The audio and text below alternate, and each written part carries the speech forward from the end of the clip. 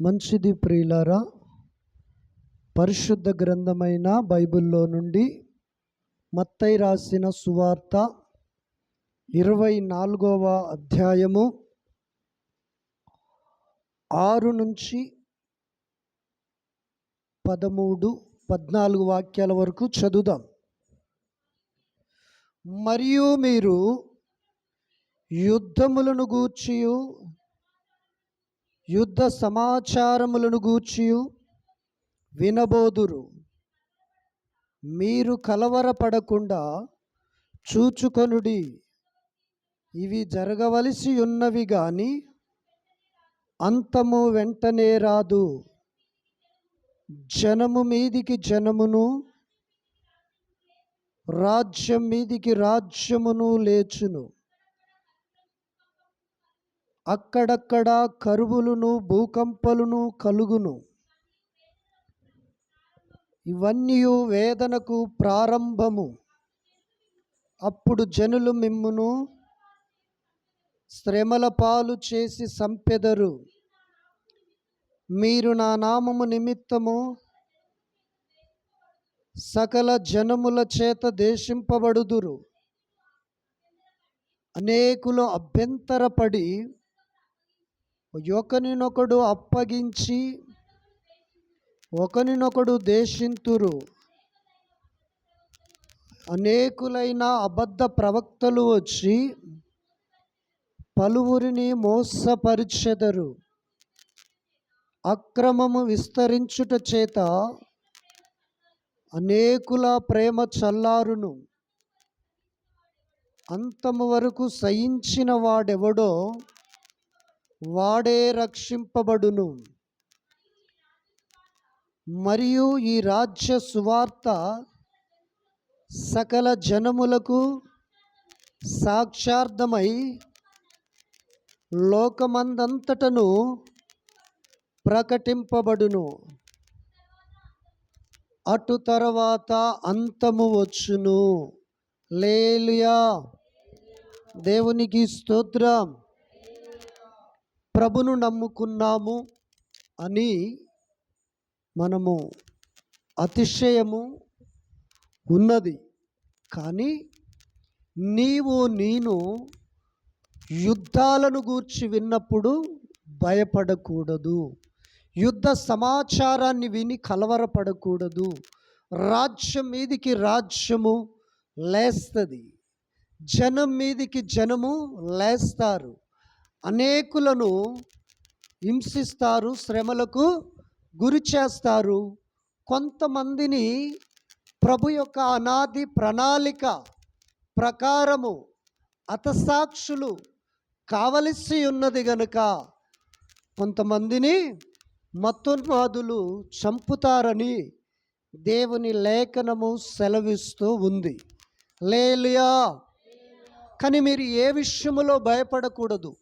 ఈ సువార్త లోకమంతటా ప్రకటించబడిన తర్వాతికి అప్పుడు అంతం వస్తుంది. ఇవన్నీ వేదనకు సూచనలు, ప్రారంభము గనుక యుద్ధాలను గురించి నువ్వు భయపడకు. నీ అంతరంగములో ఎప్పుడు ఆత్మీయ పోరాటము జరుగుతూనే ఉండాలి. హల్లెలూయా. దేవునికి స్తోత్రం. ఈరోజు నేను మీకు చెప్పవలసింది ఏందయ్యా అంటే హతసాక్షుల గురించి. మొదటిగా ఈ బైబిల్ మన చేతికి రావటానికి విలియం కేరీ తన కుటుంబాన్ని ప్రణముగా పెట్టటము ద్వారాగా ఈ బైబిల్ పరిశుద్ధ గ్రంథము, దేవుని మనస్సు అనే ఈ గ్రంథము, దేవుని హృదయం అనే ఈ యొక్క 66 పుస్తకాల కలయికతో ముద్రించబడి మన చేతిలోకి రాబడి ఉన్నది. ఎందుకో తెలుసా? దేవుడు విలియం కేరీలో ఉండి తన కుటుంబములో ఆయన దేశానికి అనగా తన స్వదేశాన్ని విడిచి భారతదేశానికి వస్తూ ఉన్నప్పుడు సముద్ర ప్రయాణములోనే ఓ కొడుకు చనిపోతాడు. హల్లెలూయా. మరలా ఇండియాకు వచ్చిన తర్వాతకి ఇంకో కొడుకు చనిపోతాడు. ఇదంతా చూసిన భార్యకు మెంటల్ వచ్చేస్తుంది. మెంటల్ వచ్చి నిన్ను నమ్ముకొని నిన్ను పెళ్లి చేసుకొని నీతో పాటు దేశంగాని దేశానికి వస్తే నా ఇద్దరు కొడుకులు పోయిరని పిచ్చిలేసి కూరగాయలు కోసే కత్తి ఉంటుందిగా, తీసి ఇక్కడ పొడుస్తుంది ఆయనను, విలియం కేరీని. హల్లెలూయా, దేవునికి స్తోత్రం. భయంకరమైన వర్షము, ఒక్కరు కూడా తన కొడుకును పాతి పెట్టడానికి రాకపోతే ఆయనే ఒక చేత తన కొడుకును భుజానేసుకొని, ఒక చేత గడ్డపార, ఇంకొకటి పార పట్టుకొని ఆ వర్షములో ఊరు బయటికి వెళ్ళి గొయ్యి తీసి తన చేతులతో తన కుమారుణ్ణి ఆ యొక్క గోతిలో పెట్టి మట్టి పూడ్చి ఇంటికి వస్తే అప్పుడు భార్యకు పిచ్చొచ్చి పొడిచేసింది. ప్రియులారా, బైబిల్ నీకు ఊకెనే రాలే. విలియం కేరీ కుటుంబము హతసాక్షి కావటము ద్వారాగా నీ చేతిలోకి పరిశుద్ధ గ్రంథం వచ్చింది. నీకు గిత్త కార్యం జరగకపోతే ముక్కు ముడుస్తావు, మూతి ముడుస్తావు. విలియం కేరీ ఏమనుకోవాలి? నిన్నోరన్న తిడితే ఓ పల్నాటి నాగమ్మలాగా పౌరుషం పెంచుకుంటావు, సీతయ్యలాగా రోషము చూపుతావు. హల్లెలూయా, దేవునికి స్తోత్రం. అలాగా తన కుటుంబం, దేవుడు ఆయనలో ఉండి హతసాక్షి తన కుటుంబం అవటం ద్వారాగా ఈ బైబిల్ రాయబడింది. బైబిల్ ముద్రించడం అయిన తర్వాతకి సాతానుగాడు ప్రింటింగ్ ప్రెస్ను తగలబెట్టాడు, మరలా శ్రమపడి రాశాడు. మనకు పౌలు చెప్తాడుగా, ప్రయాసపడినది నేను కాదు కానీ నా యందు క్రీస్తు ఉండి ప్రయాసపడ్డాడని చెప్తాడు. విలియం కేరీలో యేసయ్య ఉండి మనకి బైబిల్ ఇచ్చాడు. యేసు ప్రభు నిన్ను నన్ను ప్రేమించి సర్వమానవాళి పాప పరిహారము కోసము సిలువలో ఆయన ప్రాణం పెట్టాడు, ఆఖరి రక్తపు బొట్టును కార్చాడు. ప్రియులారా, హల్లెలూయా, దేవునికి స్తోత్రం. ఈ మధ్యకాలములో ప్రవీణ్ పగడాలను హత్య చేశారు, తీసుకొచ్చి యాక్సిడెంట్ అని దాన్ని అలా నిర్ధారణ చేసి దాన్ని ఎన్నో మలుపులు వంకలు తిప్పుతో దానికి ఇంతవరకు ఏ రూపాన్ని ఇవ్వలేదు. అంటే అనేకులను శ్రమ పెడతారు, చంపుతారని బైబిల్లో ఉంది. దేవుని అనాది ప్రణాళిక ప్రకారము ఎవరు హతసాక్షులు కావాలనుందో వారు ఖచ్చితంగా హతసాక్షులు అవుతారు. ఆయన అపారమైన జ్ఞానం ఉంది. క్రైస్తవ లోకానికి ఆయనను ఒక గొంతు లాంటి వాడు అంటారు, కానీ ఆ రోజున అదంతా మరుగు చేయబడ్డది.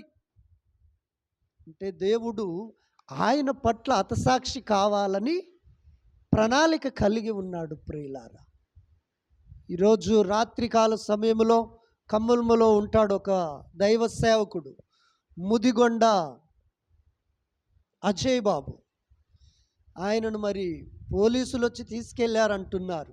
మతోన్మాదులు వచ్చి తీసుకెళ్లారో పోలీసులు వచ్చి తీసుకెళ్లారో తెలియదు. ఆయన ఆచూకీ ఇంతవరకు కూడా ఎవరికి తెలియదు. వారి కోసం ప్రార్థన చేయండి. పరిశుద్ధ గ్రంథములో మనము చూసినట్లయితే అపోస్తుల కార్యము 12వ అధ్యాయము మొదటి 2 వచనాలు చదవండి. అపోస్తుల కార్యము 12వ అధ్యాయము. రాజైన హేరోదు సంఘపు వారిలో కొందరిని బాధ పెట్టుటకు బలత్కారముతో పట్టుకొని యోహాను సహోదరుడైన యాకోబును ఖడ్గముతో సంపించెను. చాలు. హల్లెలూయా. హేరోదు రాజుగా ఉన్నప్పుడు యోహాను సోదరుడైన యాకోబు ఉన్నాడు. అతడు దేవుని సువార్తను ప్రకటిస్తూ ఉన్నాడు, దేవుని రాజ్యమును గురించి చెప్పుతూ ఉన్నాడు. యేసయ్య ఏం చెప్పాడు? పాపము చెయ్యకురి, పాపములో బ్రతకకురి, మంచి చెయ్యండి, మమతను పంచండి, నీతిగా న్యాయముగా జీవించి నిత్య జీవాన్ని నా ద్వారాగా మీరు పొందమని చెప్పాడు. అదే యోహాను సహోదరుడైన యాకోబు చెప్పుతూ ఉంటే కొంతమందికి నచ్చక గిట్టక యూదులు కొంతమంది మతోన్మాదులతో చేతులు కలిపి హేరోదు రాజు పరిపాలనలో అతన్ని హేరోదు రాజు పరిపాలనకు అప్పగించి ఖడ్గము చేత చంపారు. ప్రియులారా, హల్లెలూయా, దేవునికి స్తోత్రం. మీరు అనుకుంటారు సేవకులంటే టేక్ ఇట్ ఈజ్ అని. సేవకునికి ఎదురాడిన ఆయుధము ఈనాటికి భూమి మీద వర్ధిల్లలేదు. చంపబడిన వాళ్ళంతా దేవుని చిత్త ప్రకారము హతసాక్షులు అవుతూ ఉన్నారు. హల్లెలూయా, దేవునికి స్తోత్రం. యోహాను భక్తుణ్ణి వాళ్ళ తమ్ముణ్ణి యాకోబుని ఖడ్గముతో చంపివేశారు. ఆ తర్వాతికి పేతురుని తీసుకుపోయి జాల్లో వేశారు. సంఘము ఆసక్తితో ప్రార్థించింది. పేతురు విడిపించబడ్డాడు. ఒక సేవకుడు చంపబడితే సేవ ఆగిపోదు, పరిచర్య క్లోజ్ కాదు, దేవుని రాజ్య సువార్తకు పులి స్టాప్ కాదు, అది విస్తరించటానికి ఆరంభం, రగిలించబడటానికి అది నిప్పు కాగడలాగా రగులుతూ ఉంటుంది. ప్రియులారా, యాకోబు చనిపోయాడు. పేతురు ద్వారాగా బలమైన పరిచర్య జరిగి ఉన్నది. పేతురు జాల్ల వేస్తే దేవదూత వెళ్ళి విడిపించుకొచ్చి ఉన్నది. ఒక దైవ సేవకుడు క్రీస్తు సువార్త నిమిత్తము హతసాక్షి అయ్యిండంటే అది పంట సేనుకు రైతు బలము కోసం ఎరువు ఎలా వేస్తాడో క్రైస్తవ సువార్తకు అతని రక్తము ఎరువుగా మారుతూ ఉంది, నూతన ఉజ్జీవముగా మారుతూ ఉంది. హల్లెలూయా, దేవునికి స్తోత్రం. అలాగనే అపోస్తుల కార్యము 7వ అధ్యాయము చివరి 3-4 వచనాలు మనము చూసినట్లయితే చదవండి. పట్టణపు ఎలుపలికి స్తెఫనును వెళ్ళగొట్టి రాళ్ళు రువ్వి చంపిరి. సాక్షులు సౌలు అను ఒక యవ్వనుణ్ణి అతని పాదముల యొద్ద తన వస్త్రములు పెట్టిరి. ప్రభుని గూర్చి మొరపెట్టుచు, యేసు ప్రభువా, నా ఆత్మను చేర్చుకొనుమని స్తెఫను పలుకుచూ ఉండగా వారు అతని రాళ్లతో కొట్టిరి. అతను మోకాళ్ళుని, ప్రభువా, వారి మీద ఈ పాపము మోపకుము, గొప్ప శబ్దముతో పలికెను. ఆ మాట పలికి నిద్రించెను. సౌలు అతని సావునకు సమ్మతించెను. హల్లెలూయా. స్తెఫను అనే ఒక వ్యక్తి ఉన్నాడు. అతడు యూదులతో, పరిసయ్యులతో, ధర్మశాస్త్ర పండితులతో అంటూ ఉన్నాడు, యేసు ప్రభు ఈ లోకానికి వచ్చి మానవుల రక్షణ కోసము బలి అయ్యి రక్తమును కార్చి తండ్రి కుడిపార్శ్వమున ఆసీనుడై ఉన్నాడు. ఆకాశము తెరవబడి ఉన్నది, ఆయన మహిమను నేను కనులారా చూస్తూ ఉన్నానన్నప్పుడు ఆ మాట వాళ్లకు నచ్చక స్తెఫనును ఊరు బయటికి తీసుకొచ్చి రాళ్లతో కొట్టి చంపారు. ఆ సావుకు ఎవరు సమ్మతించారు? సౌలు సమ్మతించాడు. హల్లెలూయా. స్తెఫను చనిపోయిన తర్వాతికి దేవుడు సౌలును పట్టుకొని పౌలుగా మార్చాడు. ఈ సౌలు ఏం చేస్తూ ఉన్నాడు? దమస్కు పట్టణములో క్రైస్తవులు ఉన్నారు. వారిని చిత్రహింసలు పెట్టుటకు, చంపుటకు, వారిని నాశనము చేయుటకు నాకు అధికారం ఇవ్వని ప్రభుత్వము దగ్గర ఒక అధికార పత్రికను రాయించుకొని దమస్కు వెళ్తూ ఉన్నాడు. దమస్కు వెళ్తూ ఉన్నప్పుడు దమస్కు మార్గములో సౌలును ప్రభు దర్శించాడు. సౌలా సౌలా, నువ్వు ఎలా మిట్టకోళ్ళతో నన్ను తనతో హింసిస్తున్నావు అన్నప్పుడు, నీవు ఎవడవు అన్నప్పుడు, నీవు హింసిస్తున్న యేసును నేను అన్నప్పుడు, సౌలు ఆ వెలుగును చూసి గుర్రం మీద నిలవలేక కింద పడి గుడ్డివాడవుతాడు. అప్పుడు ప్రభు అంటాడు, నువ్వు దమస్కులో తిన్నాని వీధికి వెళ్ళు, అక్కడ ఒక దైవజనుడు ఉంటాడు, అతడు నీ కోసము ప్రార్థన చేస్తాడు అన్నప్పుడు, ఆ సౌలు తడువలాడుకుంటా తిన్నాని వీధిలో వెతుక్కుంటూ పోయి ఒక ఇంట్లో 3 రోజులు అన్న పానములు లేకుండా ఉపవాసం ఉండి ప్రభుకు ప్రార్థన చేసినప్పుడు దైవ సేవకునితో దేవుడు మాట్లాడుతూ, పలానా ఇంట్లో తిన్నాని వీధిలో సౌలు ఉన్నాడు, నువ్వు వెళ్ళి అతనికి ప్రార్థన చేయాలంటే ఆ దైవ సేవకుడు, ప్రభువా నువ్వు పులి దగ్గరికి నన్ను పంపుతున్నావు, ఆ పులి నన్ను తినేస్తుందంటే, లేదు లేదు, అతడు వస్తున్న మార్గంలో నేను అతన్ని దర్శించాను, అతని కన్నులు పోయినవి, నువ్వు వెళ్ళి ప్రార్థన చేస్తే అతనికి మరలా కనులు వస్తాయి అని చెప్పినప్పుడు ఆ సేవకుడు వెళ్ళి సౌలుకు ప్రార్థన చేసినప్పుడు తన కంటి పొరలన్నీ తొలగిపోయి చక్కటి చూపును పొందుకొని సౌలు పౌలుగా మారి 14 పత్రికలు రాశాడు. హల్లెలూయా, దేవునికి స్తోత్రం. ఈ సౌలు పౌలుగా మారినాక తన సావు ఎలాగుందో తెలుసా? పరిశుద్ధాత్మ దేవుడు నువ్వు వెళ్ళొద్దు ఆసియా ఖండానికని అడ్డగించిన ఆయన ఏమంటాడు, దేవుని ప్రణాళిక నా పట్ల ఎలాగుందో అలా వెళ్ళాలి అని మరొక మార్గములో వెళుతాడు. వెళ్ళినప్పుడు మరొక ప్రాంతములో యేసయ్య ఆత్మ అతన్ని అడ్డగించెను అని రాయబడి ఉంటుంది. ప్రియులారా, ఆయనను ఆగక యెరూషలేముకు వెళ్ళి అక్కడ పట్టబడి ఎలా చంపబడతాడో తెలుసా? స్తోత్రం, హల్లెలూయా, దేవునికి స్తోత్రం. అతడు కూడా ఖడ్గము చేత తల నరకబడి చంపబడతాడు. స్తోత్రం, అలా చంపబడతాడు. పేతురున్నాడు కదా, స్తెఫను చనిపోయిన తర్వాత చెరసాలలో పడితే సంఘము అత్యాసక్తితో ప్రార్థించగా విడుదల పొంది బయటకు వచ్చి ఘనమైన పరిచర్య చేసిన ఈ పేతురు ఎలా చనిపోతాడంటే, మత్తోన్మాదుల చేతిలో చిక్కినప్పుడు అతడు అంటాడు, అయ్యా మీరు నన్ను సిలువ వేస్తుర్రు, కానీ సిలువ వేస్తే వేశారు, కానీ నన్ను తల పైకి పెట్టి సిలువ వేయొద్దు, నా తలకాయ కిందికి పెట్టి సిలువ వేయండి, నేను అంత యోగ్యుడను కాను.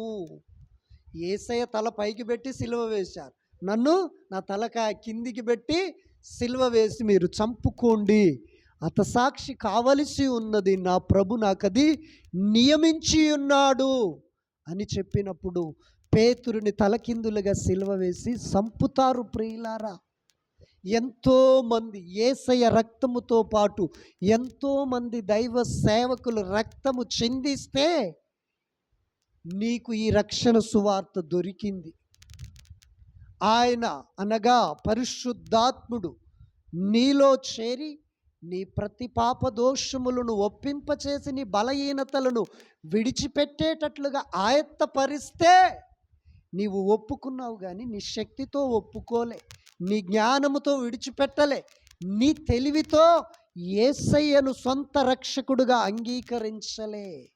లోకములో ఉన్న జనులందరికంటే మొదటిగా మిక్కిలిగా నిన్ను నన్ను ఆయన ప్రేమించి రక్షణ కార్యాన్ని జరిగించాడు. ఆమేన్, హల్లెలూయా, దేవునికి స్తోత్రం. క్రైస్తవులుగా మన బాధ్యత ఏంటంటే వారి కోసము, వారు చేసిన పరిచర్యల కోసము ప్రార్థన చెయ్యాలి, అంతే. కానీ చంపబడ్డారు నిజమే, ఆ కుటుంబం వ్యక్తిని కోల్పోయారు, కాదంటలేము. దేవుని యొక్క అనాది ప్రణాళిక వారి పట్ల అలాగుంది కనుక పొద్దాక మనము దానినే తలుసుకుంటూ కృంగిపోకూడదు. శ్రమ దినమున నువ్వు చేతగాని వాడిని అయిన ఎడల, కృంగిపోయిన ఎడల చేతకాని వాడవగుదువు. శ్రమ వచ్చినప్పుడు మనం కృంగిపోతే ఏమవుతాం? చేతగాని వారం అవుతాం. కృంగిపోకూడదు, కానీ విశ్వాసముతో, పట్టుదలతో, భారముతో ప్రార్థిస్తూ ముందుకు వెళ్ళాలి. హల్లెలూయా. భారతదేశానికి సువార్తను తీసుకొచ్చిన దైవజనుడు ఒకరు ఉన్నారు. ఆయన పేరు తోమా.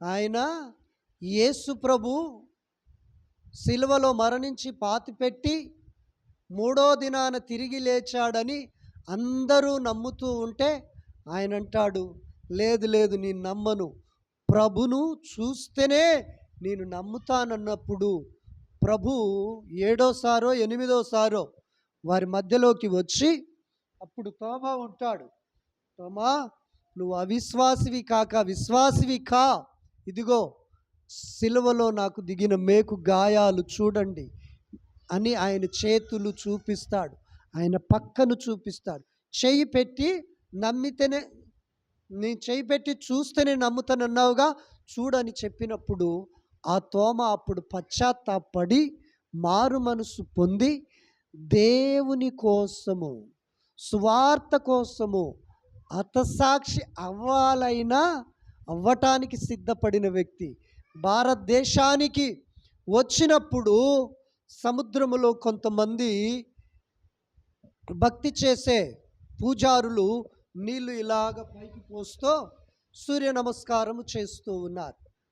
తోమాకు అదే ఫస్ట్ టైం గనుక చూసి అర్థము కాక, అయ్యా మీరేం చేస్తున్నారంటే, సూర్యదేవునికి నమస్కారము చేస్తూ ఉన్నప్పుడు, అయ్యా సూర్యుడు సైన్స్ ప్రకారము ఒక గ్రహం అని చెప్పుతూ ఉర్రు, ఆయన దేవుడు కాడు, చూడండి నేను నమ్మిన దేవుని గురించి ఒక సూచక క్రియ ఇక్కడ జరుగుతుంది, మీరు దేవుణ్ణి నమ్ముతారా అన్నప్పుడు వారు అక్కడున్న పూజారులు మేము నమ్ముతాము అని అంటారు.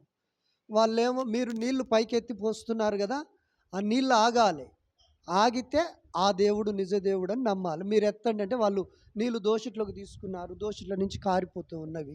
ఈ తోమ దోషిట్లోకి తీసుకొని యేసు నామములో నీళ్ళు ఆగమన్నప్పుడు ఆ నీళ్ళు అలాగే ఆగిపోయాయి. మరలా కారం అన్నప్పుడు అతని దోషిలో నుంచి కారి ఆ నీళ్లు సముద్రములో పడ్డావి. ఆ రోజున సుమారు అక్కడ పూజకు వచ్చిన పూజారులు రక్షింపబడి ఉన్నారు. అలాగ తోమ భారతదేశానికి వచ్చి కేరళ ప్రాంతములో పరిచర్య, మద్రాసు ఏరియాలో పరిచర్య చేస్తూ ఉన్నప్పుడు కొంతమంది నచ్చని వారు, గిట్టని వారు, మతోన్మాదులు, తోమాకు ఒక గృహ ఉండేది, ఆ గృహ ఇలాగ ఉంటుంది అనుకోండి, ఈ గృహ ఇలాగ ఉంటే ఆ గృహలోకి వెళ్ళి మోకరించి ప్రార్థన చేస్తూ ఉన్నాడు. ప్రార్థన చేస్తూ ఉన్నప్పుడు ఆ గృహ చుట్టూ బల్యాలు పట్టుకొని వచ్చి తోమాను ఆ బల్లెములతో పొడిసి చంపారు. ప్రియులారా, హల్లెలూయా, దేవునికి స్తోత్రం. ఆది అపోస్తులు అనబడిన వారు ఇస్కరియోత తప్పిపోతే మత్తయిని తీసుకున్నారు, అతనితో 12 మంది. వారి ఒక్కరు కూడా సజీవముగా బ్రతికారు, కానీ హతసాక్షులయ్యారు. పరిశుద్ధుల రక్తము భూమి మీద పడటము ద్వారాగా పరిచర్య విస్తరిస్తదే కానీ ఆగిపోదు. నీతిమంతుల రక్తము భూమిని తడపటము ద్వారాగా సేవ అభివృద్ధి చెందుద్దే కానీ ఆపబడదు. యేసుక్రీస్తు ఒక్కడు కొన్ని వేల సంవత్సరముల క్రితము కల్వరి సిలువలో ప్రాణం పెట్టాడు. ఆ రక్తము భూమిని తడిపి ఉంది. ఆనాటి నుండి ఈనాటి వరకు పరిశుద్ధుల రక్తాలు భూమిని తడుపుతూనే ఉన్నవి. పరిచర్య ప్రపంచమంతా, లోకమంతా వ్యాపిస్తూనే ఉంది, కానీ ఆగిపోలేదు. ప్రియులారా, హల్లెలూయా. పుట్టినవాడు ఏదో ఒకరోజు చనిపోక తప్పదు, పుట్టినవాడు గిట్టక తప్పదన్నట్లుగా ఏదో ఒకరోజు చనిపోవలసింది. కానీ వీరందరూ హతసాక్షులైన వారందరూ మహిమ కలిగిన దేవుని పరిచర్యకు ఎరువుగా మార్చబడ్డారు. ఆమేన్, హల్లెలూయా. జీవముగా మార్చబడ్డారు, వెలుగుగా మార్చబడ్డారు, రగిలించే అగ్ని జ్వాలగా మార్చబడ్డారు. ప్రియులారా, దేవునికి స్తోత్రం. నీ జీవితములో, నా జీవితములో యుద్ధములను గూర్చి, యుద్ధ సమాచారాలను గూర్చి విన్నప్పుడు మీరు భయపడకూడదు. రాజ్యం మీదికి రాజ్యము లేచినప్పుడు, జనం మీదికి జనము లేచినప్పుడు, అక్కడక్కడ భూకంపాలు, కరువులు కలుగుతున్నప్పుడు అవన్నీ సూచనలు వేదనలకు, శ్రమలకు ప్రారంభము మాత్రమే. అంతము వెంటనే రాదు. ప్రియులారా, హల్లెలూయా, దేవునికి స్తోత్రం. గనక నీవు నేను మనకిచ్చిన రక్షణను అంతము వరకు కాపాడుకునివాడే రక్షింపబడును. నీ రక్షణ విలువైనది లోకమంతటి కంటే. రక్షణ లేకుంటే చనిపోయిన ప్రతి ఒక్కరూ నరకానికి పోతారు.